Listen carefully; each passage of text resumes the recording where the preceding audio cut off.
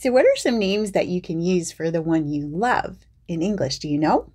Well, if not, I'm going to share some with you in this video. Now make sure you watch the video till the end, because I'm also going to share how you use these terms. Because did you know that you can use these terms to be sweet, but you could actually offend Americans if you use them incorrectly? All right, so let's go. Here are some names you can call the one you love. Babe, baby, boo, darling or darling, dear, honey, my love, sweetie, sweetheart. Okay, now for the explanation that I promised before. Let's talk about each term one at a time, exactly when to use them and not to use them. The first one is babe. Now, I think babe is used by just about everyone in every romantic relationship. So you can use this if you're dating, if you're married. It's just a nice general term to say, hey babe, how you doing? Hey babe, let's get together later. This is a good term to use in general. Now, baby I think is used more with younger people or people who are in dating relationships. Also, boo is another one that's used mostly by young people.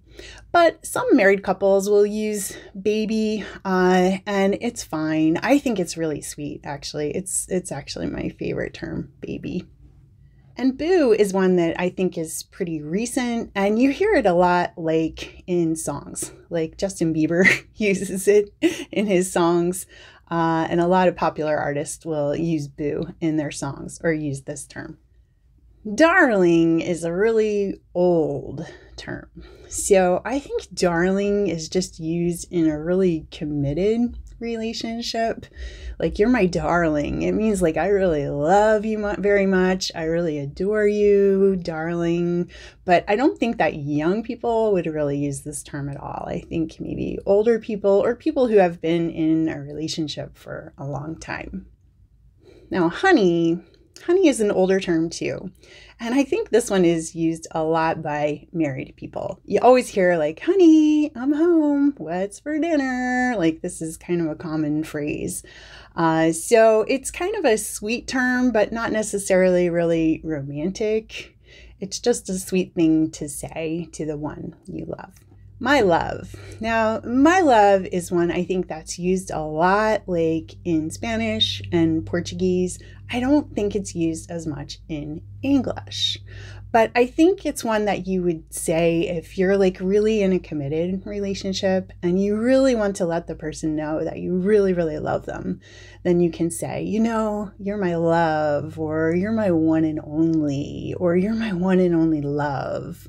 Like, I think this is more for like a really serious relationship, not really used in a casual relationship. Sweetie is a good term, and it's sweet. It's really sweet.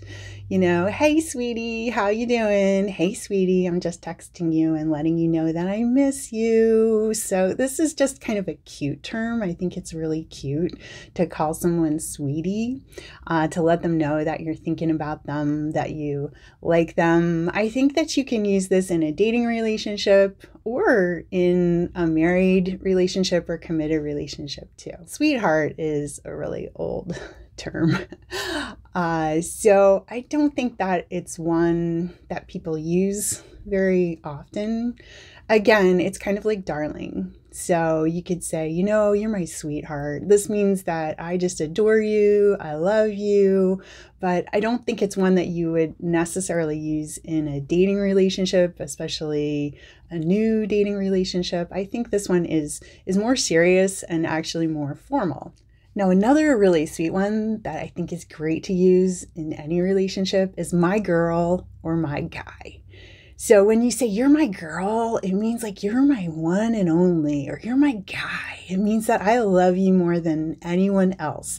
And so you can use this in a dating relationship, a new relationship, a dating relationship that you've had for a while. You can use it in marriage as well, even when you're older, especially women always like to be seen as young and beautiful. So you can, even if you're an older man and you're dating an older woman or you're married to an older woman, you can still call her my girl. You can still say, you're still my girl. You're so beautiful. I love you so much. So I think this is really sweet because it communicates, you are my one and only. I don't want anyone else but you.